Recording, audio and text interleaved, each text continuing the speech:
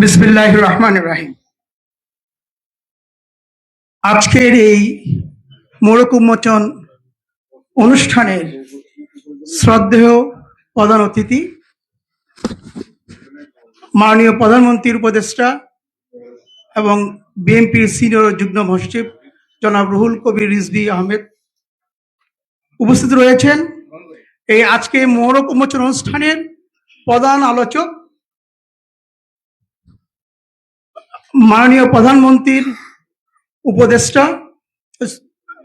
এবং চেয়ারপারসনের উপদেষ্টা, বিএনপি চেয়ারপারসনের উপদেষ্টা এবং ঢাকা দক্ষিণ সিটি কর্পোরেশনের প্রশাসক বীর মুক্তিযোদ্ধা আব্দুল সালাম ভাই, উপস্থিত বিশেষ অতিথিবৃন্দ, আমার সামনে উপস্থিত সুধী মণ্ডলী এবং ইয়ুথ ফোরামের সভাপতি সাইদুর রহমান ভাই, এবং এই অনুষ্ঠানের নেপথ্যে তিনি কারিগর কাজ করেছেন সে আমার শ্রদ্ধেয় আতাউর রহমান মিন্টু ভাই, উপস্থিত প্রিয় সাংবাদিক ভাই বোনেরা, সকলকে আমার আন্তরিক শুভেচ্ছা ও সালাম। আসসালামু আলাইকুম। আজকের দিনটি আমার জীবনে অন্যতম এক আনন্দের ও আবেগের দিন। মাননীয় প্রধানমন্ত্রী তারেক রহমানের 5 মাসের উন্নয়ন যাত্রা শীর্ষক আমার এই ক্ষুদ্র গ্রন্থটি মোড়ক উন্মোচন অনুষ্ঠানে আপনারা যারা আপনার অমূল্য সময় দিয়ে আমাদের উৎসাহিত করেছেন, তাদের সবার প্রতি আমি গভীর কৃতজ্ঞতা প্রকাশ করছি।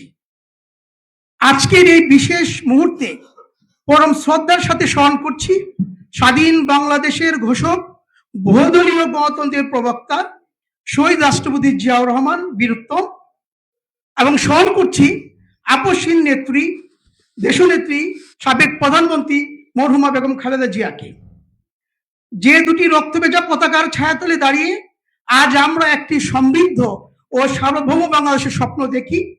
তারা দুজন সেই পথ দেখে গিয়েছেন আমাদেরকে।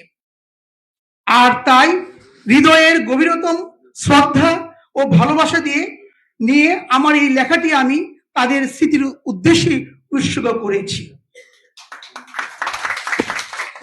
উপস্থিত সুধী মণ্ডলী, রাষ্ট্রচিন্তা কিংবা রাজনৈতিক চর্চা শুধু স্লোগান বা কথার মধ্যে সীমাবদ্ধ থাকতে পারে না।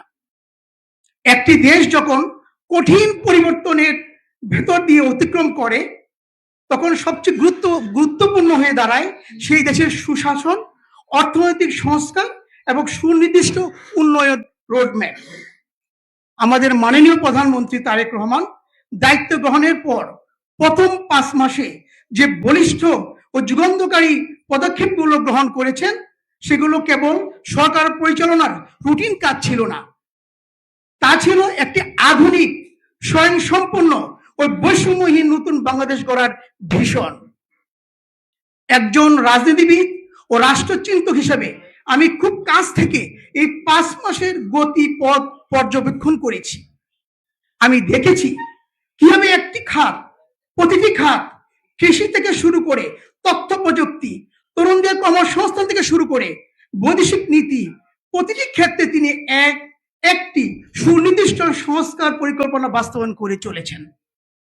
এই বইটিতে আমি অত্যন্ত বস্তুনিষ্ঠভাবে সেই 5 মাসের উন্নয়ন চিত্র তুলে ধরার চেষ্টা করেছি।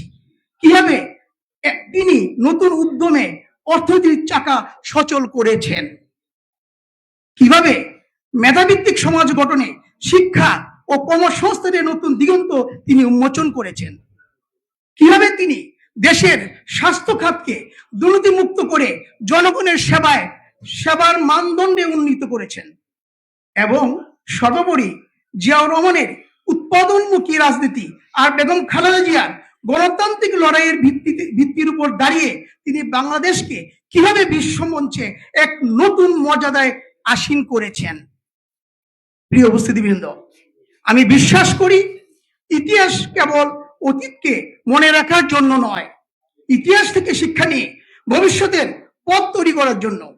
এই বইটি কোনো অন্ধ প্রশংসাপত্র নয়, বরং এটি উন্নয়ন ও আদর্শ দর্শনের একটি প্রামাণ্য বাস্তব চিত্র।